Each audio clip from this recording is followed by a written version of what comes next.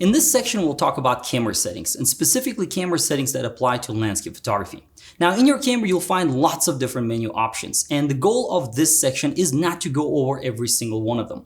Instead, what we'll do is go over some important settings, the ones that you want to keep on your camera, and once you have them set, never have to worry about going back and changing them. In addition to these, there might be other ones that might be helpful to have. So let's go ahead and dive in. And in this particular case, I have a Nikon and a Sony camera, but keep in mind that the settings that I'm going to go over are going to apply equally to all brands out there. Whenever I pick up a camera, the very first menu setting I go through is image quality. Now, at this point, I don't have to tell you why you should be shooting in RAW. That's a given. However, there are a couple of settings you should go through to make sure that you select them properly because they do affect your RAW images. One of them is compression. Now, your camera has the ability to compress RAW images, but you need to be careful about how that's done. If you have an option on your camera that says losslessly compressed, that's the one that you should always be choosing, because what it does is not only does it actually reduce the size of your RAW files, but it also does it without losing any information. Now, if you don't have that one specific option, and if you have something like compressed and uncompressed, it's best that you choose uncompressed because the compressed option most likely ends up losing data. Another menu option that's related to image quality is bit depth, and that's something that you may or may not have as part of your camera menu. Now, on Nikon DSLRs, there's usually an option to pick between 12-bit and 14-bit, while other cameras might have even higher bits available. Now, you might be wondering, what is the best option to pick? In the case of landscape photography, your goal is to try to capture as much information as possible. And if you want to take a full advantage of your image sensor, then you should be picking the highest bit depth available. You might also have a menu option called long exposure noise reduction. Now, this is something you definitely want to look into because it does affect your RAW images. As the name suggests, long exposure noise reduction only kicks off when you shoot in long exposures like 5, 10, or longer seconds. And in those situations, you will end up with less image noise if you have this setting turned on. However, there is a downside to keeping long exposure noise reduction turned on because it's going to double the amount of time that it takes for your camera to capture a single photo. Now, the reason why this happens is because as soon as your regular exposure ends, the camera is going to take another exposure, and this time it's going to be dark frame. And it's going to use the noise in the dark frame, which is generated by your sensor, to subtract that noise from the first image. As a result, it ends up with less noise. Aside from these particular menu options, you might find other options in your camera that might seem like they're important when in reality they're not. For example, things like lens corrections. When it comes to correcting vignetting, distortion, or chromatic aberration, you want to turn all those off because the only thing they do is impact your JPEG images. And since you're shooting in RAW, they don't matter. In addition to those, you might find other things like particular simulations of a particular look in your camera. Now, on a Nikon, for example, it might be called something like picture control, while on a Sony, it might be called creative style. And as you go through these, there's so many different options that simulate different looks. Now, the reason why you might not want to touch the setting and keep it at its default value is because not only doesn't it do anything to your RAW file, but it also might affect the way you shoot. For example, since JPEG images are actually saved alongside your RAW files in that same one image, whenever you play back an image, that's the image you're looking at. So if you have any of these settings turned on, or if I go ahead and select something like vivid as part of my camera profile in the camera, then I might be looking at something completely different. If I have a boosted contrast or maybe boosted colors in my scene, even my histogram might not look right. So keep all this in mind as you go through your different camera menu settings. Obviously, make sure that you select the ones that impact your RAW images. For example, bit depth, set it to the highest bit depth available. Make sure that you select a compression level that is not going to result in any information loss. And make sure that you know how to use long exposure noise reduction. In most cases, you want to keep that turned on.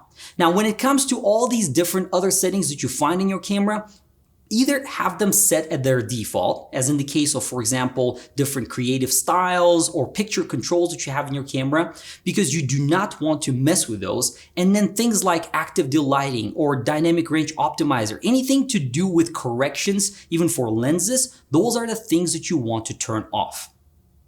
In landscape photography, you often end up shooting at moderately slow shutter speeds that are prone to camera shake. Now, there are three sources of camera shake you can control. The first one is you physically touching the camera. The second one comes from the mirror mechanism raising the mirror. And the third one comes from the shutter mechanism. Now, let's talk about how you can potentially eliminate all three. First, to eliminate camera shake coming from you physically handling the camera, you can either use a remote shutter release or a self-timer mode in your camera. Second, how do you eliminate camera shake coming from a mirror mechanism? Well, on a mirrorless camera, it's not even a concern. But on a DSLR, it's best that you use a specific camera mode that allows you to raise the mirror and take a shot after a specified amount of time. Finally, the shutter mechanism itself can be a large source of vibrations, and this is especially true on high-resolution cameras that are lightweight. Now, if your camera has a feature called electronic front curtain or electronic first curtain, you should enable it, because what this allows you to do is have the camera open the shutter and then start the exposure. And by doing so, you can completely eliminate camera shake coming from the shutter mechanism.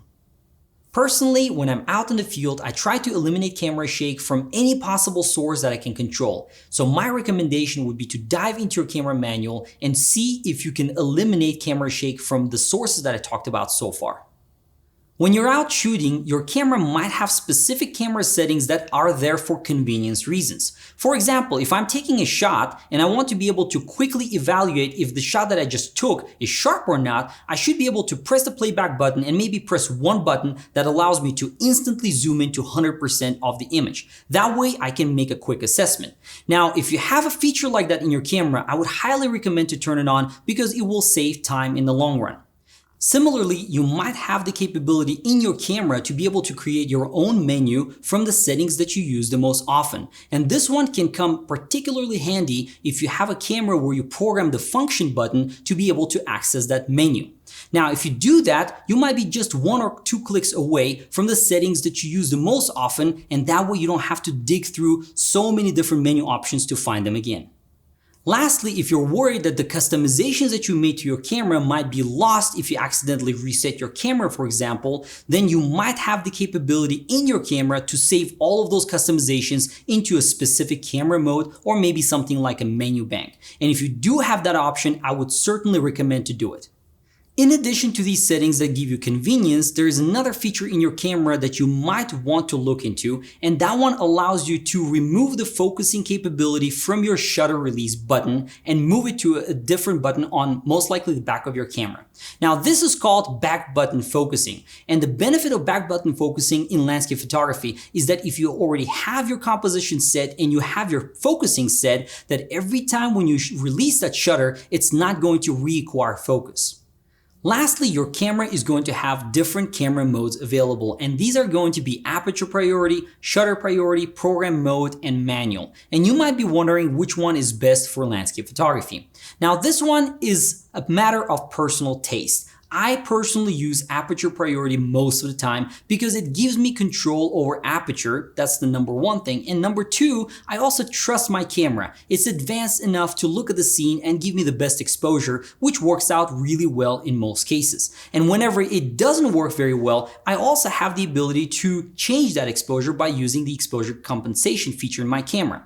Now, there are cases when I don't use aperture priority as well, and that's when I'll resort to manual mode. For example, if I'm shooting panoramas, then in those situations, I might want to have tight control over every single exposure setting. And in those situations, I only resort to manual mode. Now, the last two modes, like shutter priority and program mode, are not going to be as useful in landscape photography simply because it's going to be harder to keep your aperture constant. In conclusion, as you can see, camera settings are important. First, I would recommend that you go through all the settings that impact your raw images and make sure that you have them set to their optimal levels. Second, if you have any camera settings that only impact your JPEG images, you might want to turn those off. And lastly, if you have settings that make your life easier in the field, definitely go through them and enable them.